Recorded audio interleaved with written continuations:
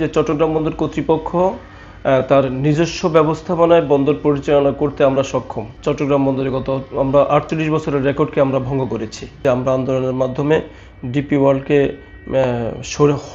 সরাতে পেরেছি, এটা আমাদের একটি বড় সাফল্য। 28 তারিখের একটি সংবাদ সম্মেলন এবং আমাদের একটি কর্মী সভায় আমরা চট্টগ্রাম বন্দর সম্পর্কে ওই তারিখে বক্তব্য দিতে গিয়ে আমি ওনার ব্যক্তিগত কিছু বিষয় নিয়ে বক্তব্য প্রদান করেছি, যেটা আমার না করলেই ভালো হতো। আমি আমার ওই বক্তব্যের ওই অংশটুকু প্রত্যাহার করে নিচ্ছি এবং এই বিষয়টা নিয়ে আমি দুঃখ প্রকাশ করছি।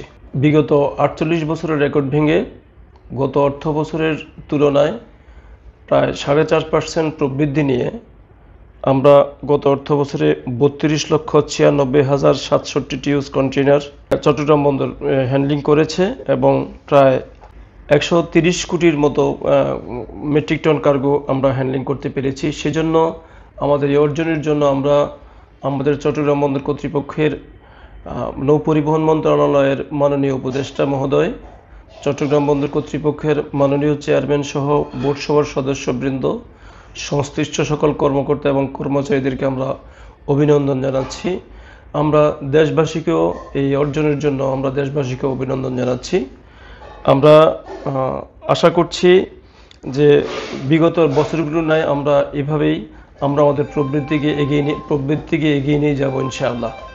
আজকে আমরা মাননীয় নৌ পরিবহন উপদেষ্টার বক্তব্য শুনেছি। তার এই বক্তব্যকে আমরা আজকে স্বাগত জানাই। তিনি যেটা বলেছেন যে আগামী 6 মাস আমরা নিজেরাই চট্টগ্রাম বন্দরকে পরিচালনা করব এবং পরবর্তীতে উনি ওনার চট্টগ্রাম বন্দর কর্তৃপক্ষ যেভাবে সুন্দর হয় সেভাবে সিদ্ধান্ত নেবে।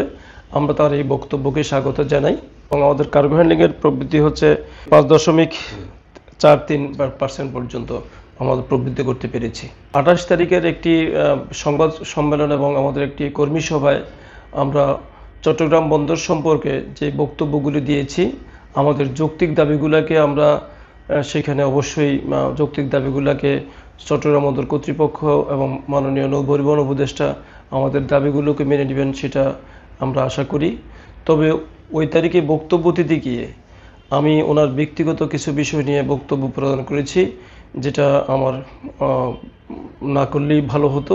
আমি আমার ওই বক্তব্যের ওই অংশটুকু প্রত্যাহার করে নিচ্ছি এবং এই বিষয়টা নিয়ে আমি দুঃখ প্রকাশ করছি। টানা 7মবারের মতো বেস্ট টিস্যু পেপার ব্র্যান্ড হিসেবে স্বীকৃতি পেয়েছে বসুন্ধরা টিস্যু। আমরা চট্টগ্রাম বন্দর কর্তৃপক্ষ গত 24-25 অর্থ বছরে 4% প্রবৃদ্ধি নিয়ে 32,96,760 টিউজ কন্টেইনার এবং 1,30,00,000 মেট্রিক টন কার্গো, যার প্রবৃদ্ধি হচ্ছে 5.43%। সেই পরিমাণ প্রবৃদ্ধি নিয়ে আমরা চট্টগ্রাম বন্দরে আমরা 48 বছরের রেকর্ডকে আমরা ভঙ্গ করেছি ইনশাআল্লাহ। আমরা এই প্রবৃদ্ধি প্রমাণ করে যে চট্টগ্রাম বন্দর কর্তৃপক্ষ তার নিজস্ব ব্যবস্থাপনায় বন্দর পরিচালনা করতে আমরা সক্ষম। আমরা আশা করব, আমরা যেটা পূর্বেও বলেছি, যে ইনশাআল্লাহ আমাদের কর্মকর্তা এবং কর্মচারীদেরকে যদি যথোপযুক্ত প্রশিক্ষণ দেওয়া হয়, তাদেরকে প্রশিক্ষিত করে যদি আমরা চট্টগ্রাম বন্দরকে পরিচালনা করি, আমরা দিনে দিন আমাদের প্রবৃদ্ধিকে আরও উচ্চতর পর্যায়ে নিয়ে যেতে পারবো বলে আমি বিশ্বাস করি ইনশাআল্লাহ। আমরা বরাবরের নয় একটি কথাই বলবো, যে বিদেশিদের কাছে চট্টগ্রাম বন্দর না দেওয়ার জন্য আমাদের যে আন্দোলন, এবং এই আন্দোলনটা আমাদের যৌক্তিক ছিল এবং আমি মনে করি যে আমরা আন্দোলনের মাধ্যমে ডিপি ওয়ার্ল্ডকে সরাতে পেরেছি, এটা আমাদের একটি বড় সাফল্য। আমি মনে করি যে আজকে মাননীয় নৌ পরিবহন উপদেষ্টা সাখাওয়াত হোসেন স্যার যে বক্তব্য প্রদান করেছেন, সে বক্তব্য তিনি তার দায়িত্ববোধ থেকেই তিনি এই বক্তব্য প্রদান করেছেন এবং তার এই বক্তব্য আমাদেরকে আশ্বস্ত করেছে বলে আমি মনে করি। সৌদি আরব আমাদের আরএসজিটি যেটা পরিচালনা করছে, রেডসি যেটা পরিচালনা করছে, সেটি যে অবস্থায় ছিল ঠিক সেই অবস্থাতে আছে। তারা তাদের কার্যক্রমে তেমন কোনো উন্নতি করতে পেরেছে বলে আমরা মনে করি না।